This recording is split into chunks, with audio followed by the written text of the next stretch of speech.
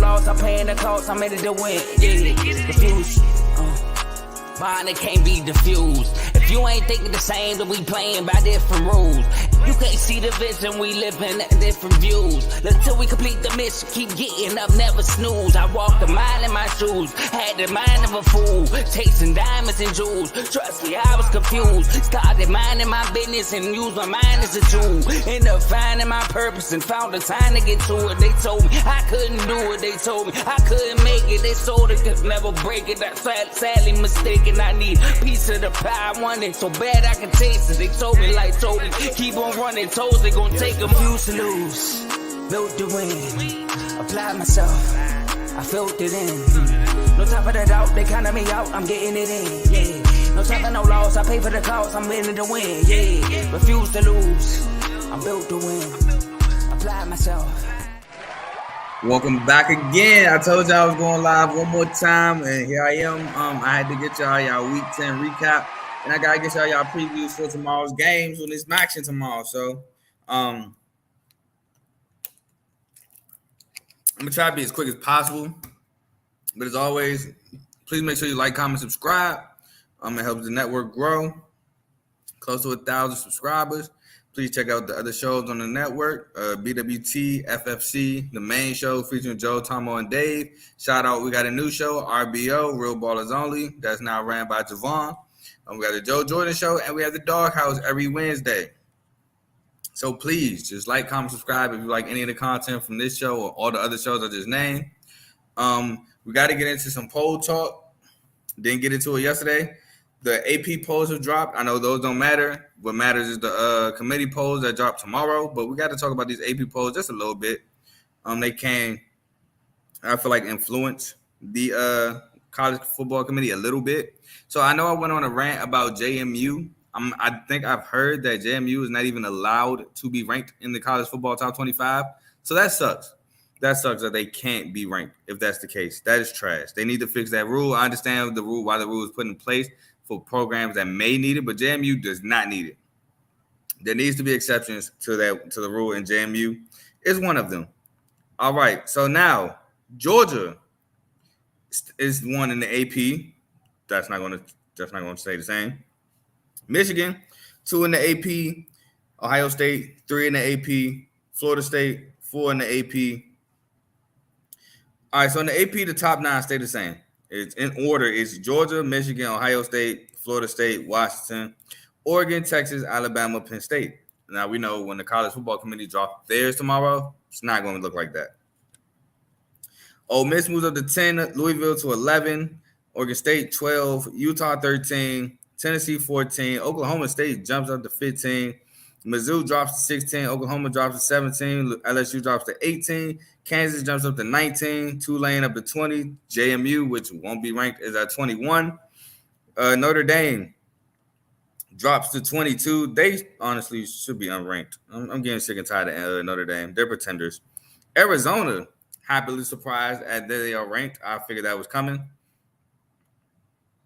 Appreciate you, J-Mo. Hashtag. Hey, Louisville football, though. Louisville football lit. Louisville football, 11th AP, probably going to be around that for the college football committee. So, hey, North Carolina is back ranked in the AP. Get them out of here. I better not see the college football committee put North Carolina in the top 25. And then Liberty jumped into the top 25. I figured that was coming. Liberty rightfully deserves to be top 25. I don't know if the college committee is going to do it, though. Air Force took an L, a major L to Army, so that hurts. That drops them out. That gives Liberty the space. K-State takes an L, drops them out. So, yeah, maybe Liberty gets in the top 25 by the college football committee, but happily surprised that they're there. Jamie Chadwell got the Liberty Flames looking really nice. They look poised to win the Conference USA Championship. But as always, if you got any disagreements, if you agree, you can leave a comment. We can talk about these AP polls, top 25. But again, won't matter until tomorrow when the college football committee drops theirs. I think at like 7:30. Moving on, like I said, I'm gonna try to run through this. It's late. Try to run through this real quick. We got to go over our game. So Thursday, TCU, Texas Tech. I picked Texas Tech to win. Texas Tech wins 35-28 at home against TCU. TCU starts with a 3-and-out punt. Texas Tech starts with a 3-and-out punt, so they both start out punting. And then Texas Tech will score a touchdown, a Baron Morton 9-yard touchdown run on 4th and 2. A Baylor Cup 19-yard reception set that up. TCU answers with a 17-yard touchdown pass to DJ Rogers, set up by Jared Wiley, 19-yard reception. Then Texas Tech answers with a 27-yard field goal set up by defensive pass interference. TCU misses a 43-yard field goal, leads to a Miles Price 25-yard touchdown catch. Then Texas Tech scores a 55-yard field goal set up by Coy Aiken, 30-yard reception. Texas Tech starts the second half with a punt. TCU starts with a 16-yard Amani Bailey touchdown run set up by Jalen Robinson, 29-yard catch. Texas Tech has a turnover on downs, 4th and 1. Taj Brooks' run is stuffed. It leads to a 2-yard Imani Bailey touchdown run. TCU's Josh Hoover would throw his first interception of the night, leads to a Taj Brooks 9-yard touchdown run, and the 2-point is good. Texas Tech would then score a Dre McCray 44-yard touchdown catch. Xavier White set that up with a 39-yard catch. Then TCU would score a 1-yard Trey Sanders touchdown run, just set up by a 16-play drive. Just a long drive to score a touchdown. But then TCU would get the ball back, and Josh Hoover would then throw his second interception of the game, which would lead to the end of the game, which would lead for Texas Tech to win in a shootout. Now, Texas Tech, they won because they committed less turnovers. TCU's Josh Hoover did have the 2 interceptions, which in the end killed them ultimately. Chandler Morris was out there with the second unit pregame, but was a no-go. They didn't start him. They didn't play him. Feel like he wasn't ready. So Josh Hoover took over, and he almost led TCU to victory, but an interception late game on a game-time drive kills it. Texas Tech wins, like I predicted, at home, and TCU still trending down. Moving on, we have Wake Forest. Mitch Griffiths was back for Wake Forest, while Wiley Leonard was not back for Duke. But it didn't matter because Duke won 24-21 at home anyway. Wake Forest starts with a punt. Oh, excuse me. Hold on. Wake Forest did start with a punt. Duke starts with a punt. Then Wake Forest will score a 3-yard touchdown run by Tate Carney, set up by Keyshawn Williams' 25-yard catch. Then Duke's Grayson Loftus sacked and fumbles the ball, but it leads to a 27-yard missed field goal, which would then lead to a punt. And then Duke scores a 32-yard Jaquez Moore touchdown run, set up by a 25-yard run by Jaquez Moore. Wake Forest will have a turnover on down, 4th and 1. Tate Carney runs for a 2-yard loss, but it leads to a Grayson Loftus interception. And that interception will lead to an 8-yard Mitch Griffiths touchdown run. Duke would score a 4-yard Jordan Waters touchdown run, set up by a 24-yard Jordan Waters run. Duke would then start the second half with a punt. Wake Forest would start the second half with a 39-yard missed field goal, which would lead to a punt. And then Wake Forest would then score a 5-yard Mitch Griffiths touchdown run, set up by a 61-yard Taylor Moore and catch. Wake Forest would then have Mitch Griffiths fumble, which would lead to a punt.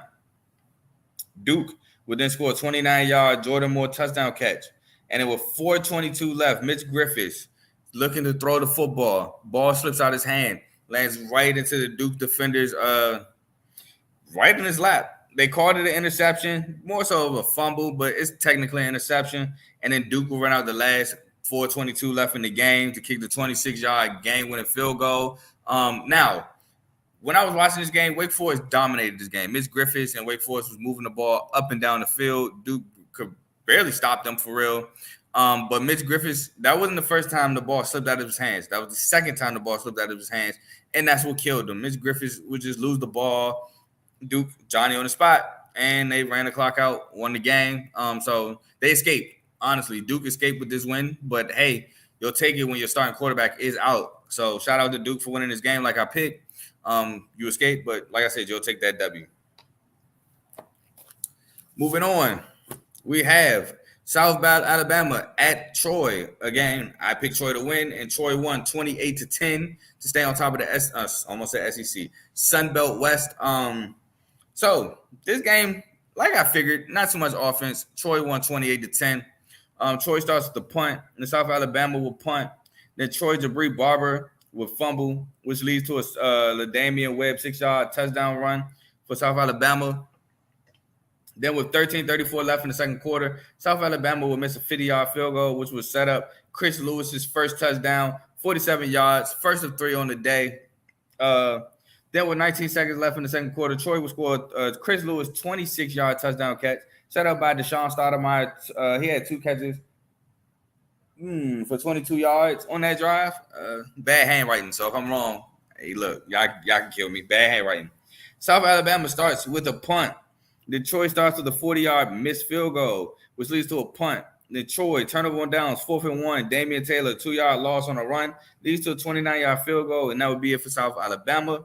Detroit would answer with a 1-yard Kamani Vidal touchdown run. Deshaun Stoudemire set that up with a 21-yard catch. And in South Alabama, Gio Lopez would throw an interception, which would lead to Chris Lewis, final touchdown today, 29 yards out. And Chris Lewis, he only had 4 catches, but 3 of those were touchdowns. He was making contested catches for these touchdowns. Chris Lewis is an absolute playmaker. If you need a big play, go to Chris Lewis. 50-50 ball. What Devontae Parker say? He's an 80-20 ball. It's kind of like Chris Lewis there. Troy defense against suffocating. Carlin Lacey did get to go. Carlin Lacey did his thing for South Alabama, but Troy for the most part held South Alabama in check with Gio Lopez as backup quarterback in the game. But shout out to Troy, man. Stifling defense, again, looking like they are going to win the Sun Belt only because JMU cannot compete. I really want to see a JMU Troy Sun Belt championship, but unfortunately, we can't see it. Moving on, we have Boston College at Syracuse. Now, I did pick Syracuse to win this game, and Garrett Schrader was just magically out. He was just out. He came out in sweatpants with his jersey on, so it was up to Carlos Del Rio Wilson, and it didn't go too well. Boston College will win 17-10 on the road in the Carrier Dome, and I would just like to say, I feel like Syracuse wins that game if Garrett Schrader was there. Garrett Schrader plays, I feel like Syracuse wins. But let's get into the game. Boston College starts with a punt. Syracuse starts with the Carlos Del Rio interception, leads to a 24-yard field goal. Then with 33 seconds left in the first quarter, Syracuse will score a Carlos Del Rio Wilson touchdown run, set up by LaQuint Allen, 32-yard run. Boston College, Thomas Castellanos would then fumble, but it leads to a punt. Then Syracuse, Carlos Del Rio Wilson would throw a second interception of the day, which leads to an Owen McGowan 2-yard touchdown run. Then Syracuse will miss a 57-yard field goal right before the half. Syracuse will start the second half with a punt. Boston College will start with a punt. Boston College will have a turnover on downs, 4th and 1. Castellanos' run is stuffed. Leads to a Syracuse 36-yard field goal, and that'd be it for Syracuse. Boston College's Kai Ribichow would then fumble. He got lit. So let's talk about this play for a little bit, just briefly. So Kai Ribichow catches the ball. He gets lit up by the defender, and they immediately throw this flag for targeting. And I'm in my room just going off. Like, come on, not every violent hit is targeting. Let's not do this. This is football. You're going to have some violent hits. And they overturned it. Thank God they looked at the replay. They didn't deem it targeting. They deemed it legal, which it was. Clean shoulder hit. And Kyle, unfortunately for Kai, he got hurt, and prayers up to you. I don't think it's that bad, but if it is, prayers up. But it's part of the game, man. Violent hits are going to happen that are legal, and this was one of them. And I'm glad they didn't call the targeting. But the fumble doesn't hurt him because Carlos Del Rio Wilson would then throw his third pick of the night, but it leads to a punt. And then Boston College will score a 7-yard Thomas Castellanos touchdown run, set up by a 21-yard Lewis Bond catch. And then Carlos Del Rio Wilson would throw his 4th interception of the night, which would lead to the end of the game. And again, Carlos Del Rio Wilson just did not take care of the football. 4 interceptions is unacceptable. Cannot have it. You cannot do it. Don't think Garrett Schrader would throw 4 picks to this Boston College defense. Not saying this Boston College defense wouldn't pick off Garrett Schrader at all. Before is ridiculous. I don't see it. I also think Garrett Schrader might be able to get a little bit more done on the ground against this Boston College defense. So I do think if Garrett Schrader did suit up and he was healthy, they would have beat Boston College, especially at home. The home crowd, all those explosive plays would have got going, and it might have rattled Boston College. Who knows? But can't take nothing away from Boston College. Good win there. I believe Boston College is actually bowl eligible. Let's look real quick. I think he is now. They're now bowl eligible. I know they're doing way better than I thought they were, so shout out to them. But hey, I didn't say I get 100% of my predictions correct. I'm gonna be wrong. I'm gonna be wrong. They're predictions. They're preseason predictions for a reason. So Boston College is currently 6-3, bowl eligible. So congrats to them. Moving on, we have our final game of, I believe, Friday night. Colorado State 15 at Wyoming 24. I had Wyoming to win this game because, like I said, Wyoming, their strength on defense is Colorado's strength on offense. But I think I thought Wyoming's defense would be better than Colorado State's passing offense, and they won the game. So Colorado State would start with a punt, and Wyoming would start with a 30-yard field goal set up by Andrew Peasley 15-yard run. I said Colorado State can't allow that. Colorado State misses a 47-yard field goal, leads to a Gunnar Gentry 9-yard touchdown catch. Wyoming misses a 55-yard field goal, which leads to a Lewis Brown, the fourth, 18-yard touchdown catch. Wyoming will start the second half with a 52-yard field goal miss, which leads to a Braden Fowler-Nicosi interception. Can't do that. I think I said he can't do that. He got to take care of the football, which leads to a Nair Asante 11-yard touchdown reception. Again, one of my keys, get him the rock. Colorado State, Braden Fowler-Nicosi would throw his second interception, which leads to a Sam Scott 6-yard touchdown run. Then Andrew Peasley would get in on the fun and throw his interception, which led to a Dylan Goffney 9-yard touchdown catch, and the 2-point would be good.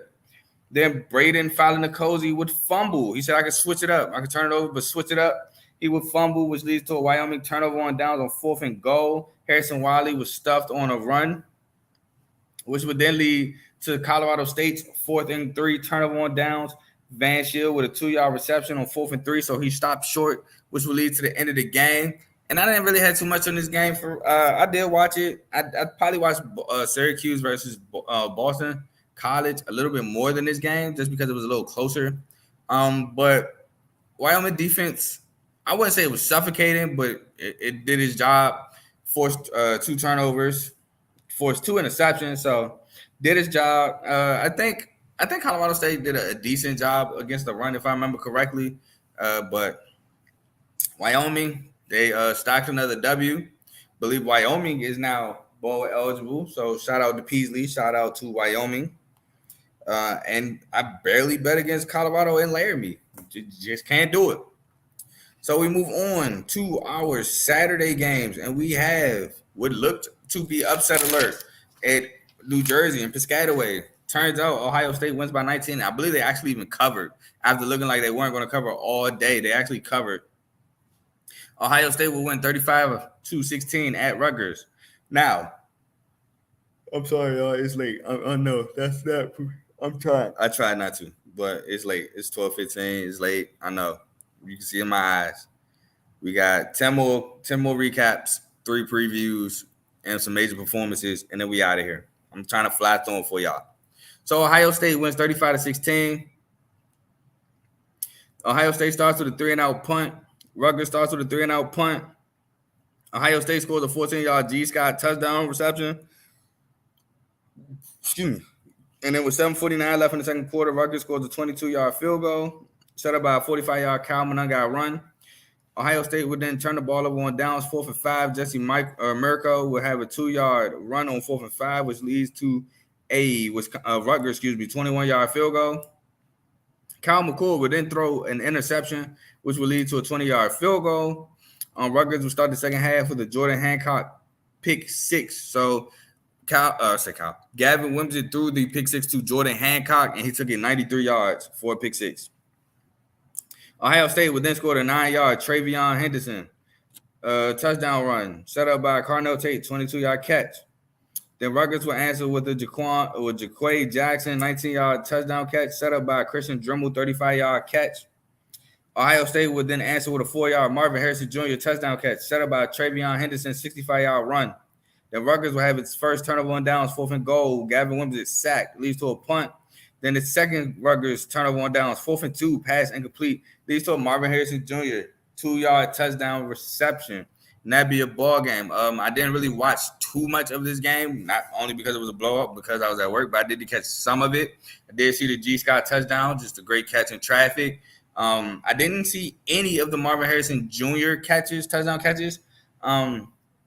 But I think I did see some of these turnover on downs. But just, Ohio State just winning ugly, winning defensively as they have been all year. No surprise there. Now, this is a game I did watch quite a bit of while at work. K-State, 23rd ranked K-State, 30 at 7th ranked Texas, 33, final in overtime. Did pick Texas to win. Now, I was a little iffy on Malik Murphy, how we would start. And Texas would start with a punt, but then K-State would start with a punt. Texas would score a 37-yard Adonai Mitchell touchdown catch. So one of my keys was Adonai Mitchell or Xavier Worthy. Adonai Mitchell it is. Texas would then score a 32-yard field goal set up by a 47-yard Adonai Mitchell touchdown, but 47-yard reception. The Texas would score CJ Baxter a 54-yard touchdown run. Then Malik Murphy would throw an interception, but it led to a punt. The Texas on 4th and 2 would run for a loss, which leads to a punt. Then K-State would score a 6-yard field goal. That's a 6-yard field goal. 6-yard touchdown pass to Phillip Brooks, set up by Jace Brown, 28-yard catch. Then K-State's Will Howard would throw his first interception. I said my previous can't have it if you Will Howard. Can I throw a pick? He would throw a pick, but it led to a punt. Then K-State Will Howard would be sacked and fumbled, which would lead to a Jonathan Brooks 5-yard touchdown run. The Texas would then score a 49-yard field goal set up by a Jonathan Brooks 27-yard run. K-State will answer with a 26-yard Phillip Brooks touchdown catch set up by Keegan Johnson. He had 3 catches, 41 yards on that drive. Then Malik Murphy would throw his second interception, leads to a Keegan Johnson 12-yard touchdown catch. Then Jonathan Brooks would fumble, which leads to a 32-yard Jace Brown touchdown catch, but the 2-point would be no good. Texas would then answer with a 34-yard field goal set up by Adonai Mitchell at 3 catches, 44 yards on that drive. Then K-State 27-yard field goal would be missed, leads to a punt, and then K-State would score a 45-yard field goal right before regulation ended, sending it to OT, set up by Phillip Brooks' 18-yard catch. Then in OT, Texas would kick a 42-yard field goal. Now let's talk about K-State's OT decision. 4th and goal, think like 2-3 yards away. They decided to go for it and send it instead of sending it to second overtime. I guess they felt like we have nothing to lose. We're the dogs. We're not even supposed to be in this position. Let's get it over with. And Will Howard gets pressured. He's feel like he's going down, and in the last ditch effort, he tries to throw the ball up. No one's near it, and it's ball game. K-State loses. I think they should have just kicked the field goal and let whatever happens. If Texas scores, they have to go for 2 anyway. And then if they don't get it, K-State has a chance to win it because you have to go for 2 no matter what in the second OT. And then third OT on is all 2-point conversion plays. So I would have took my chances, but they didn't. They wanted to get it over with, and they lost. And now K-State in the AP poll is unranked. Texas, Malik Murphy hasn't stopped throwing picks. He has 2 picks last week. He had some picks 2 weeks prior. Has to stop throwing picks. Will Howard has to take care of the football. And I said that K-State's not going to win this game if they're not taking care of the football. Now, Texas didn't take care of the football either, but K-State didn't as well. So Texas wins. They escape. Make no mistake about it. Texas escapes. So they stay on top of the Big 12. Yeah, I want to say they stay on top. Now, we have the game that killed me in the morning. We have Notre Dame at Clemson. Notre Dame would lose 23-31, and I did watch a bit of this game as well Saturday because I'll probably watch this game the most Saturday. Notre Dame would start with a 43-yard field goal set up by Audric Estime, 2 carries for 48 yards. Then Clemson would start with a punt, and then Clemson would then score after a Notre Dame punt. Clemson would get the ball in a pretty good field position and score a 41-yard field off a touchdown run on the next play. Then Clemson, after Notre Dame gets the ball, is set to punt. And Chris Tyree muffs said punt. And the Clemson recovers the ball, and they would lead to a 21-yard field goal. Could have been more damage because they got the ball in really good position. Then Notre Dame would score a 30-yard field goal set up by Sam Hartman, 38-yard run. Clemson would score a 9-yard Tyler Brown touchdown catch set up by Sage Ennis, 18-yard reception. Notre Dame Sam Hartman would throw a pick 6 to Jeremiah Trotter right after that Clemson touchdown, 28-yard pick 6 by Jeremiah Trotter. Then Notre Dame would kick a 23-yard field goal set up by Chris Tyree, 21-yard reception. Clemson's Cade Klubnik would then throw his interception, leads to an Audric Estime 2-yard run, and that was to start the second half. Clemson would answer with the 1-yard Phil Moffitt touchdown run set up by Phil Moffitt the entire drive. Notre Dame would answer with a 26-yard Sam Hartman touchdown run set up by Rico Flores, 35-yard reception on the drive. And then Notre Dame, Sam Hartman would throw an interception with 1:58 left in the fourth quarter, which would lead to Phil Maffa fumbling the ball, which would lead to a turnover on down the 4th and 10, pass incomplete, which would lead to the end of the game. Now, Notre Dame, after Clemson makes the score 31-23, had multiple cracks at scoring a touchdown and winning, tying the game. And they just felt like every time they got the ball with a chance to drive and score and tie the game, they just didn't want to do it. They just couldn't drive the ball. 3 and out, 1 first down, punt, 3 and out, punt. It's just like, we don't want to win this game. We don't want to take the lead. We want y'all to have it. So we'll make it close. We'll make it interesting. And then y'all can have the game. That's what it felt like for Notre Dame. Quick slants killed Notre Dame all game for Clemson. Clemson was running a bunch of quick slants, and Notre Dame can stop it. Kind of like Florida State. Florida State had troubles with the quick slants as well against Clemson. But Clemson avoids going below 500. They are now 5-4. Dabo, while not happy, will take it probably. Notre Dame will take another L, being 7-3 and officially out of playoff contention. It sucks because Notre Dame is labeled as frauds. I would personally agree. Frauds. Lost to Louisville on the road. You beat SC at home, but you were at home.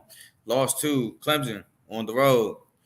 Lost to Ohio State, actually at home, and you choked the game away. You had 9 players on the field last 2 plays of the game on defense, so you choked that game away. So you just look fraudulent. Marcus Freeman has to figure this out. Now, moving on to the afternoon slot. Ready to get it done. I wish we was at the late night slot so I can get these 3 done, but we got 12th ranked Mizzou at 2nd ranked Georgia. Final score Georgia 30, Mizzou 21. They did cover the spread for those who took it. I took Mizzou. UGA starts with a 33-yard field goal set up by Ra Thomas, 26-yard catch. Mizzou then answered with a 39-yard Luther Burden Jr. touchdown catch. I think he's the third, actually. Then Brady Cook set that up with a 15-yard run. Georgia will answer with a 6-yard Dominique Levitt touchdown catch set up by 18-yard Marcus Roseme's Jack Saint catch. Then with 4:14 left in the second quarter, Mizzou will score a 57-yard field goal set up by Brady Cook, 2 carries for 37 yards. Mizzou starts second half with a 42-yard field goal set up by Theo Weiss, 31-yard catch. UGA answers with a 15-yard Kendall Milton touchdown run set up by DeJuan Edwards, 23-yard, looks like catch. UGA scores a 5-yard Oscar Delp touchdown catch set up by Ladd McConkey, 33-yard reception. Then Mizzou answers with a 12-yard Cody Schrader touchdown run set up by Mekhi Miller, 23-yard reception. 2-point is good. Then UGA will answer with that's supposed to be a 30. A 30-yard field goal set up by Oscar Delp, 23-yard reception. Mizzou's Brady Cook would throw his first interception of the game, which would lead to a 48-yard field goal, putting the game away. Then trying to drive to get one possession to go for an onside kick, Mizzou's Brady Cook would throw another interception, which would lead to the end of the ball game. Mizzou, just like I thought, was in this game to the very end. They fought their tails off. At the end, Georgia was just a little too much. And Brady Cook did throw these 2 bad picks, just like LSU. He threw the bad pick at LSU, and then he threw the pick 6 late in the game. He threw 2 bad picks against Georgia, and they just happened to be back-to-back, unfortunately. But Brady Cook and Mizzou plays Georgia close, just like last year. Just could not get it done, just like last year. Moving on to Oklahoma at Oklahoma State. I picked Oklahoma State to win this as dogs, both on the spread and in the rankings. They didn't disappoint. The final installment of Bedlam as 2 Big 12 foes. Oklahoma State wins in the upset. Now, will we see Bedlam again? Probably. Do we know when? No, we don't.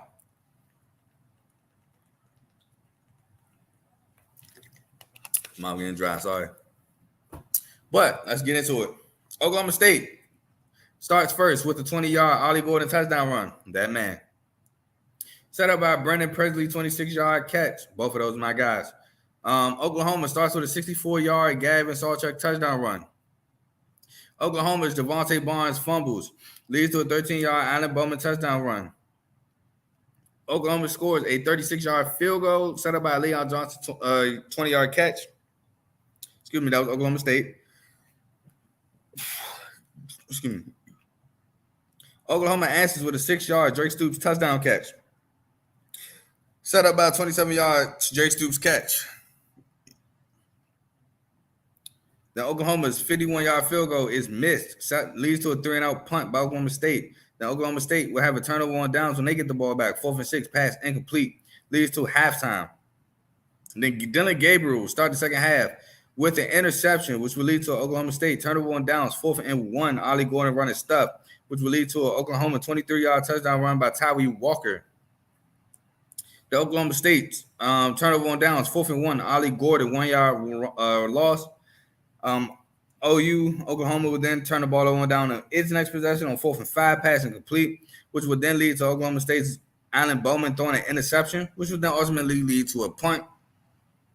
The Oklahoma State would then score a 1-yard Ollie Gordon touchdown run, set up by multiple defensive penalties, and then Dylan Gabriel would then fumble, leads to a 34-yard Oklahoma State field goal. Oklahoma would then score a 36-yard field goal, set up by Jalil Farouk, 46-yard catch. And then Oklahoma will have a turnover on downs trying to score the game-tying or the game-winning touchdown, game-tying field goal. 4th and 5, Drake Stoops has a 3-yard catch. Need 5. Leads to the end of the game. Now, for Oklahoma State, they actually were able to establish Ollie Gordon a lot better than I thought. I thought it would be tough for Ollie Gordon to get 100 yards, and he surpassed that and more. Oklahoma, Drake Stoops stepped up at receiver. Jalil Farouk here and there. They even moved Farouk to the backfield. I don't know who to really get his blame to for Oklahoma, to be honest. Sometimes I just feel like sometimes you don't have to blame somebody. I just think Oklahoma State just won a really good game. They won the game that deserved to win. Ollie Gordon had multiple touchdowns. Allen Bowman made plays again when necessary, and they just won the game. And y'all can probably see my eyes are getting super heavy. All right, moving on to a blowout. I don't have too much. I got like 4 lines for this. We have 11th ranked Penn State 51 at UMD, now on a 4-game losing streak, 15. Sad days for Terps. Now, UMD scored on 1 of 5 of its first half drives, and these are on order. Turnover on downs, fumble, punt, touchdown, and punt. Now, Penn State scored on 3 of 4 first half drives, excluding the end of the half. I didn't include that. And theirs is in order. Touchdown, punt, touchdown, touchdown. Easy, effective. Now, for the second half, Penn State will score on 6 of 7 of their second half drives. There it goes. Field goal, punt, touchdown, touchdown, field goal, touchdown. Maryland score on 1 of 7 second half drives. And there it goes. Punt, touchdown, interception, fumble, interception, ball game. So, difference in the game, Maryland only scored once in each half. Penn State only did not score once in each half. And that's your difference in your ball game. I don't really got too much to say. Maryland on a 4-game losing streak. Didn't expect much against this Penn State team. And Penn State did what they're supposed to do. They came out and smashed Maryland. Watch. Oh, okay. Now, next, got to talk about them JMU boys. They did me dirty in basketball, but in football, I can relate. James Madison beats Georgia State 42-14. I did pick James Madison, -5.5 to win this game. Blew him out. Now, game started off a little sloppy. Georgia State would start with a punt, and then James Madison would start with a 17-yard Taji Hudson touchdown catch, set up by Phoenix Pro's 32-yard reception. Then Georgia State would answer with a 30-yard Darren Granger touchdown run, set up by Talik Williams 14-yard reception. Then Jordan McLeod would throw an interception, which is an uncharacteristic, leading to a 33-yard field goal miss, which would then lead to a JMU 41-yard field goal miss, which would then lead to a Georgia State punt. Then with 109 left in the second quarter, Jordan McLeod would score a 5-yard touchdown, set up by a 15-play drive. Then James Madison would start the second half with an 11-yard Tyson Lawton touchdown catch, set up by Jordan McLeod 27-yard run. Then JMU would score an 11-yard Zach Horton touchdown catch. Georgia State would answer with a Darren Granger 58-yard touchdown run. JMU would answer with a 1-yard Jordan McLeod touchdown run. JMU would score a 3-yard Zach Horton touchdown catch, set up by Jordan McLeod 24-yard run. And then Georgia State to end the game would turn the ball over on downs, 4th and 6. Darren Granger is sacked, leads to a JMU. It doesn't end the game. But then JMU would then turn the ball over on its 4th and 1, run stuffed, and lead to the end of the game. So quick notes in this, JMU defense obviously is still serious, still real. Had a really good game. Georgia State only scored 2 touchdowns this entire game. Really good offense, shut that down. Almost to the levels of Troy, if I remember correctly. So JMU defense is a problem, but you put JMU defense with this offense, and you get the Sun Belt champs, and they cannot compete for the Sun Belt championship, and it sucks because I think they would win it, and they will represent the Sun Belt and the Group of Five very well in bowl games. But unfortunately, they cannot do that. Now we on to the late night. We have 3 more games to recap before I get y'all previews and y'all major performances. I'm gonna run through those though. Washington wins 52. The fifth ranked Washington, wins 52 to 42 against 20th ranked USC, the Trojans. Caleb Williams now has 3 losses. They're out of the playoffs. They can win. They can make the Pac-12 championship, but they need, I think, Oregon to lose next week. I forgot how they play. That fast. Oh, no. USC and Oregon played each other, I believe. They need to beat Oregon and hope Utah loses somehow and somewhere down the line. So this game was a shootout, just fireworks. SC starts with a Malik Brown 2-yard touchdown run. Washington will answer with a 2-yard Dylan Johnson touchdown run, set up by Josh Chavis 19-yard catch. Then Washington will have his punt block, leads to a 1-yard Caleb Williams touchdown run. Then Washington will respond with a 22-yard Devin Cope touchdown catch, 19-yard Roman Denzi catch, set that up. Southern California would then score a 1-yard Darwin Barlow touchdown run, set up by Darwin Barlow 43-yard run. Then Washington would just answer with his playmaker, Dylan Johnson. Dylan Johnson had a 52-yard touchdown run on that play. Then SC would answer with a 41-yard Todd Washington touchdown run.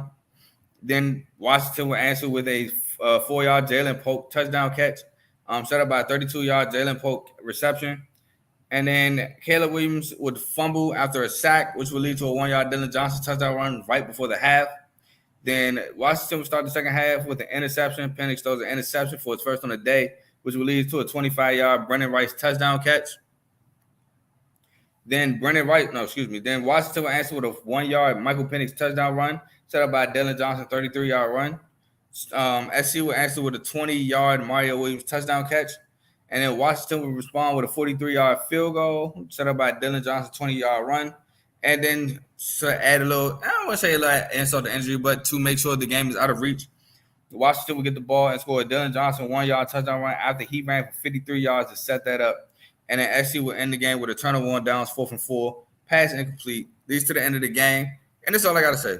Washington offense, phenomenal. I know it would be phenomenal against SC's defense. SC's defense is trash. I said it in the the preview before the season. I said now, SC's defense is predicated upon turning the ball over. If they don't turn the ball over, they're going to get scored on. And that's what Washington did. They scored on them. Penix did have 1 interception. But it didn't matter because he was going to keep scoring and scoring and scoring. And your offense at SC was going to have to score with them. And they couldn't. And Washington takes the dub by 10. They'll probably stay at 5, though, in the College Football Committee rankings. That's why I still have them at 5. Now, 2 more games. We have the game I picked, LSU. I did pick Washington to win that game, by the way. We got LSU. I picked to win at Alabama. I should have stuck with Alabama. I think preseason I had Alabama to win. But LSU offense looked really explosive, and Alabama defense did not look good, and it didn't matter because Alabama offense scored basically every drive. Alabama wins 42-28 in Tuscaloosa against 14th ranked LSU. They were 8th ranked Alabama themselves. Alabama starts with the punt. LSU starts with a 46-yard Malik Neighbors touchdown catch. Alabama will answer with a 23-yard Jalen Milroe touchdown run. That was one of 3 touchdown runs on the day for Jalen Milroe, just using his legs so effective against LSU. LSU turnover on downs, 4th and 1, pass incomplete, leads to a Jalen Milroe 4-yard touchdown run. Again, 3 on the day for him. LSU 46-yard field goal is missed, leads to a 47-yard field goal missed by Bama, which leads to a 7-yard Jaden Daniels touchdown run. Maybe that's supposed to be a 9. Alabama answers with a 21-yard Jalen Milroe touchdown run. That's his 3rd on the night now. Set up by Jam Williams, 35-yard catch. And I know this is his 3rd rushing touchdown, no passing touchdowns. LSU answers with his 26-yard Kyron Lacey touchdown catch. Set up by a 40-yard Jaden Daniels run. Then LSU starts the second half with a 2-yard Josh Williams touchdown run. Set up by a 30-yard Malik Neighbors catch. And I remember getting a little gust of energy. Because I bet on LSU to win. They didn't. Then Alabama will answer with a 16-yard Roy Dale Williams touchdown run, set up by Jalen Monroe, 18-yard run. Then Alabama will score Jalen Monroe, 11-yard touchdown run, set up by Isaiah Bond, 18-yard reception. Then LSU Jaden Daniels will have his first interception, which will lead to a 10-yard Jason McClellan touchdown run. Then Alabama 43-yard field goal is no good. I mean, honestly, that was salt in the wound. The game was over. Why would you do that? Leads to an LSU turnover on downs. I believe 4th and 1 pass incomplete or 4th and 7, which released the end of the game. Now, Jaden Daniels did get out the game by Dallas Turner, deemed unnecessary roughness. I can't tell who unnecessary roughness or not, especially because he got a concussion from the hit. I think it actually was a little unnecessary. I think it was late. I think it was after the whistle slightly. So I feel like they shouldn't go too harsh on him, but a penalty is fine. LSU offense really had legs until Jaden Daniels got hurt. Once Jaden Daniels got hurt, LSU offense just did not look the same. Alabama was able it was Jalen Monroe. He was just able to run, win, and wherever he wanted to get first downs or get touchdowns or whatever he wanted. Didn't really have to put the ball in danger and harm's way throwing the ball because LSU run defense was trash. It was horrendous. Like I said, Jalen Monroe was running through it whenever he wanted to. And shout out to him. Like that's not a bad defense to do that to. I understand LSU defense is not of what we're used to of years past. I think LSU fans will tell you that themselves. But that was unacceptable against Bama Saturday. That was almost unrankable offenses. Now, I think the AP poll loves the SEC, so you'll still be ranked, but it was almost an unrankable offense.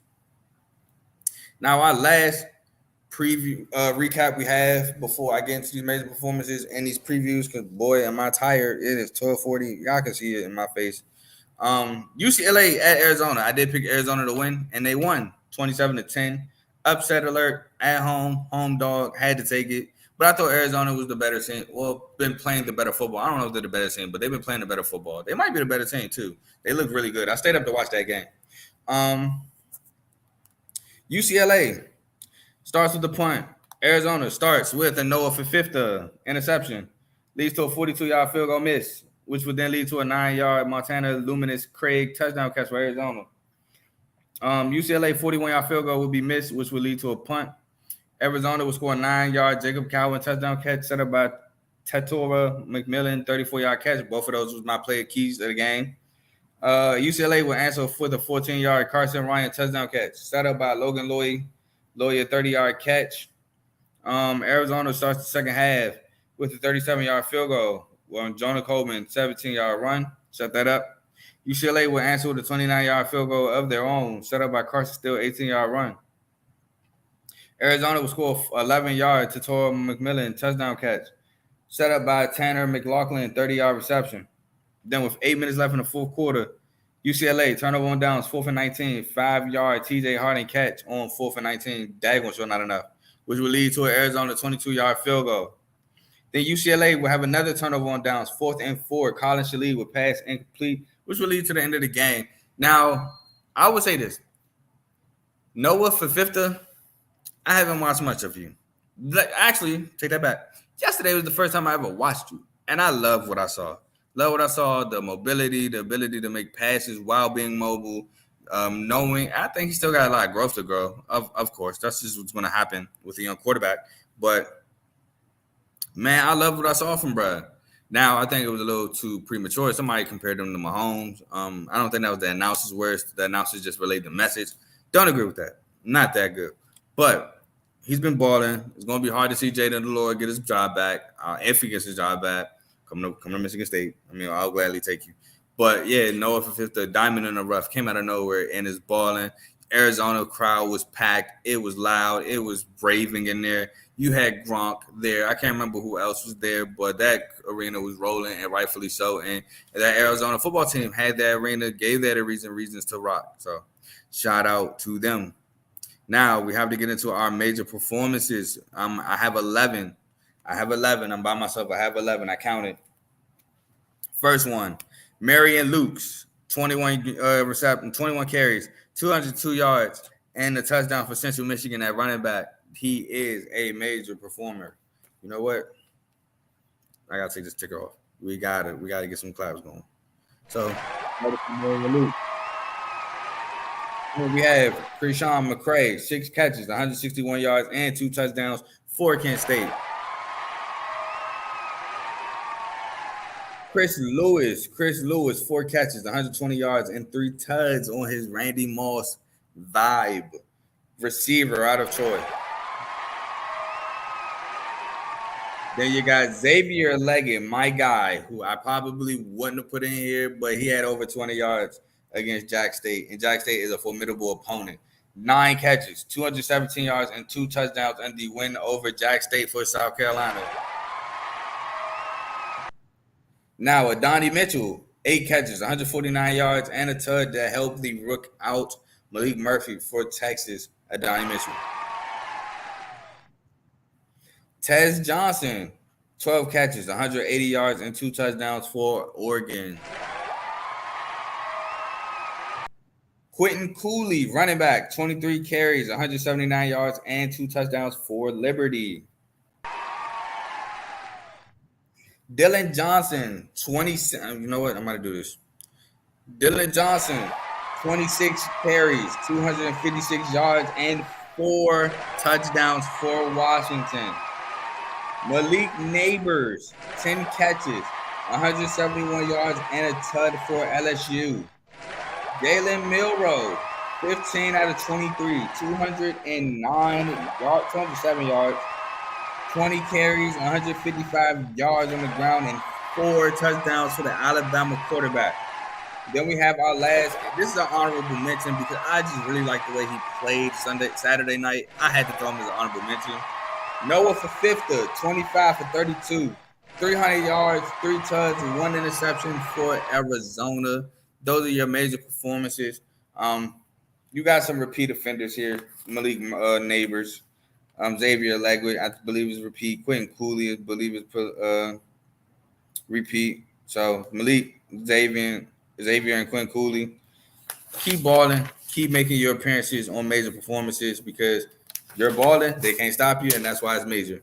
Now, I got 3 Tuesday night previews for y'all, and then I am finished. I'm not gonna hold y'all with no crazy outro. Been almost an hour in.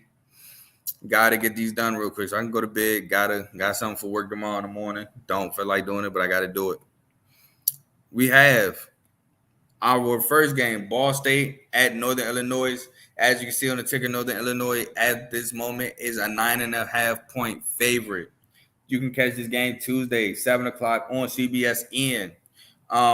If you're new, the way my previews work, I get 5 keys for each team on how to win the game. And in the end, I make my pick. So, Ball State, Kyle Kelly has to play better through the air. He had double-digit passing yards, I believe. I think he only had like 60-something. Kyle Kelly has to continue to use his legs. He went crazy on the ground, including a 40-plus yard touchdown run. Still have to feature Marquise Cooper. You have to feature, just because you found someone with Kyle Kelly don't mean you have to leave Marquise Cooper on the back burner. And they didn't, but they have to remember that. Kyle Kelly, take care of the football. He had 2 fumbles that he lost. Both of the fumbles, the only fumbles of the game were through Kyle Kelly. Lost them both. Gotta hold on to my football, Petey. And lastly, force Rocky Lombardi to turn the ball over. Now, I know it's the late game to end the game interception, but it still won you the game for Central Michigan last week. Gotta find a way to turn Rocky Lombardi over. Now, for Northern Illinois, has to stop the run because that's what they're going to do. They're going to try to run Marquise Cooper and Kyle Kelly right at you. They're going to try to make you choose. Do you go with the quarterback? Do you go with the running back? They're going to run some read options. Force Kyle Kelly to throw the ball because, again, double digits in passing yards last week. Have to keep the Ball State offense behind the chains. If you're going to try to force them to throw the ball, they got to stay behind the chains. So run defense got to come to play. Get the ball to Trayvon Rudolph. I know he had a 72-yard touchdown catch last week, so you got to get the ball to your playmakers. Get the ball to your playmakers and let them make plays. And force a Kyle Kelly interception. The defense has 9 interceptions on the year. Got to make that 10. And what better player to do it against a running quarterback? And with that being said, I'm going to take Northern Illinois to win this game. Narrowly was short from coming back against Central Michigan. I think Kyle Kelly makes Ball State a more dynamic team, a more better team, but I don't think that they beat this Northern Illinois team. They're battle-tested 2 years ago. won the MAC title, I believe 2 years ago, 2 or 3 years ago. Won the MAC title, not MAC. MAC title. Yeah, I'm tripping. Won the MAC title and lost the bowl game to Coastal Carolina in the Cure Bowl. I understand this is not the same Northern Illinois team, but they had Rocky who was there and he remembers how it was, and maybe he can get some of that magic back on this team. Moving on. Shout out my cousin. We have Central Michigan at Western Michigan. Western Michigan being a 3-point favorite with the worst record. So for Central Michigan, established Marion Lukes. He had over 20 yards, made major performances for week 9. No. Yes, made it for week 9. Oh, no. Marion Lukes made it for this past week. He should have been on major performances for this past week. I'm so sorry if he wasn't. Yeah, first name. So he just made major performances. I'm so sorry about that. Just made major performances. You got to stop him. Jace Bauer has to continue to use his legs. He would have made major performances, but his passing game stats wasn't good enough. So I had to pass, and I think he threw a pick, so I had to pass. Get the ball to Jesse Pruitt, the third leading receiver in yards. I believe he leads them in touchdowns as well. I have to check that. I have to double check that. But I know he leads them in yards. Central Michigan right here. Boom. Jesse Pruitt, excuse me. He has 4 touchdowns, 428 yards. And let's go to stats. Receiving. Yep, he leads them in touchdowns as well. So definitely get my boy the ball if you have a chance, if you want to win. Bauer has to be better through the air. Again, he didn't make major performances because of that. And you have to stop Western Michigan from running the ball. That's where most of their touchdowns actually come from. From when I was looking, their quarterback has 5 touchdowns.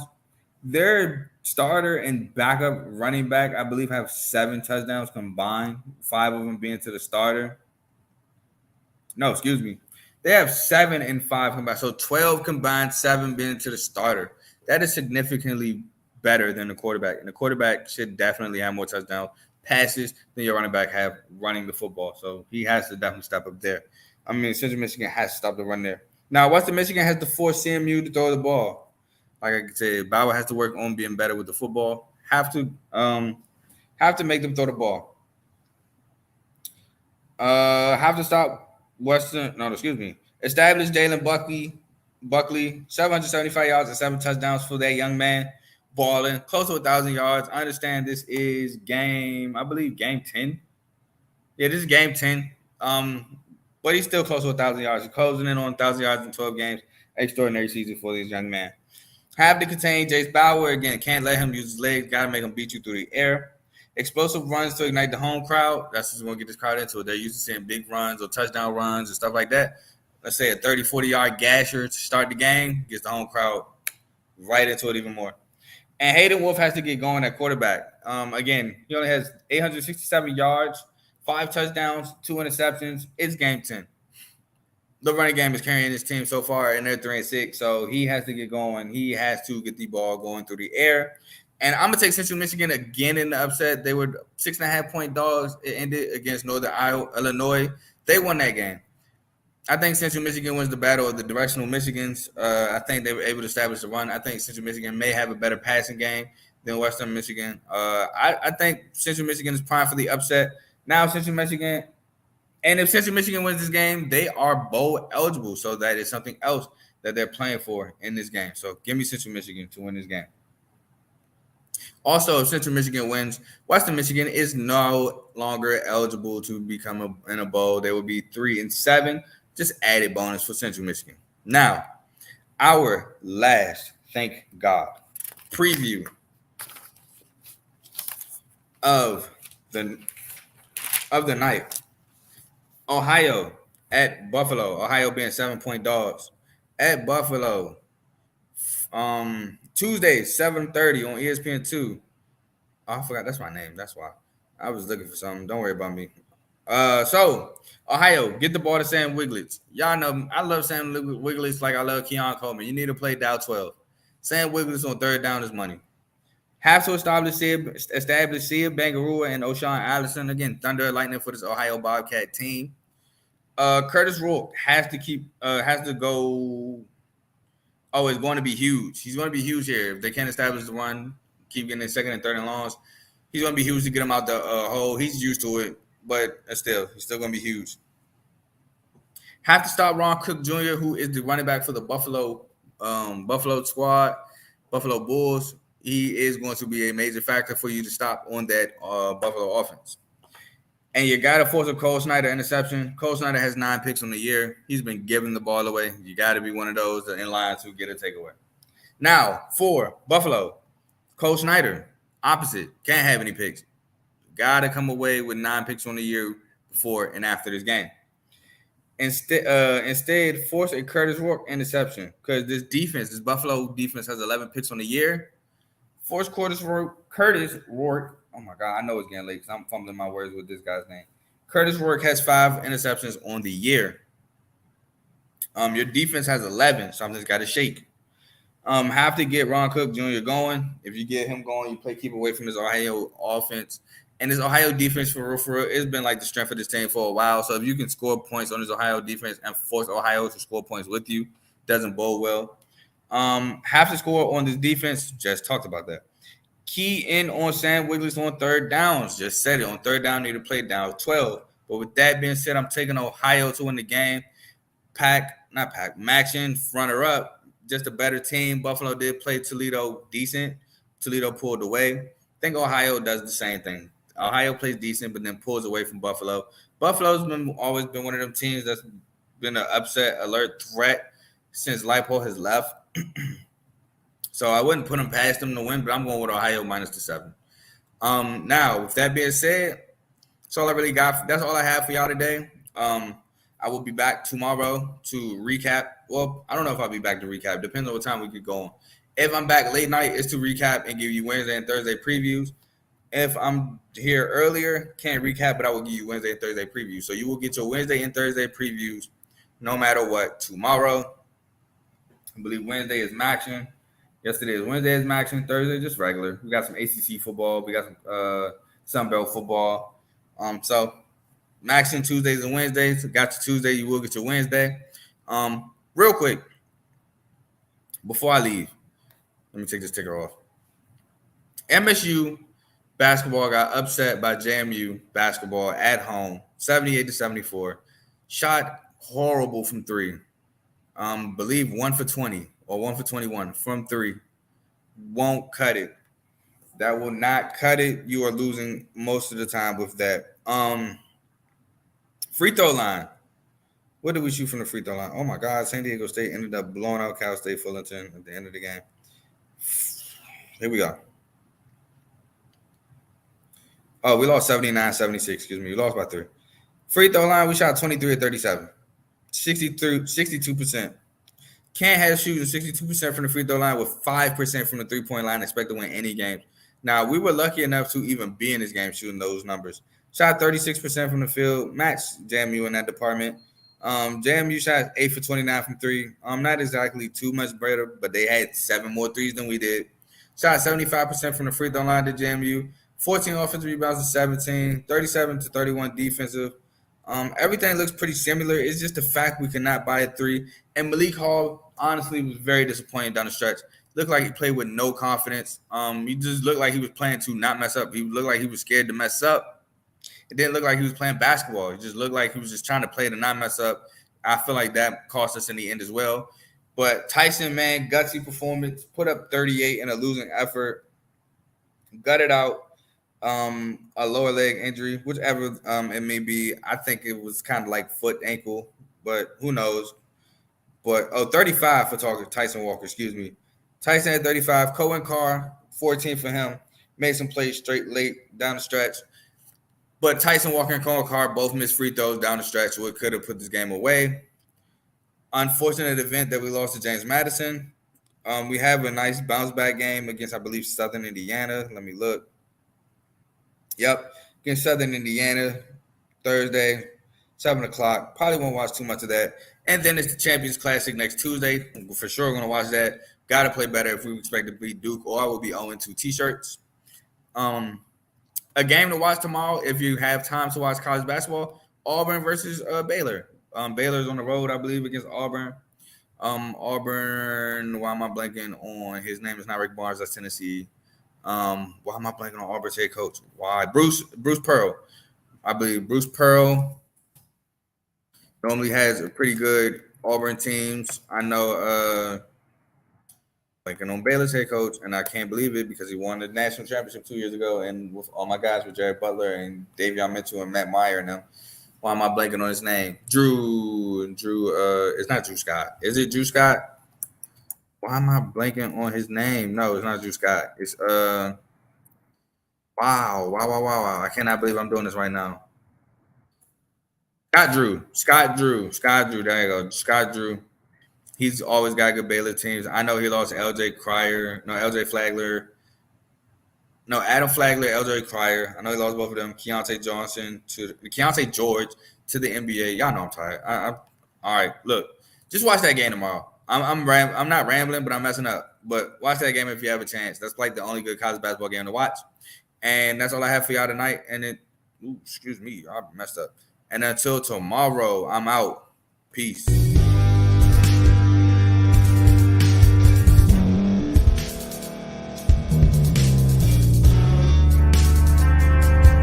Thank you for staying to the end. If you're watching this on YouTube, please like this video, subscribe, and also hit that notification button so you can be notified next time we put out a video. If you're listening on any podcast platform, subscribe and hit that notification button, y'all, so you can be notified we put out another podcast audio. And last but not least, hit that share button. No matter what you're listening to or watching it, hit that share button and send it to somebody that you know that would love to watch this episode you just listened to. So once again, thank you for staying to the end, and we'll see y'all at the next episode.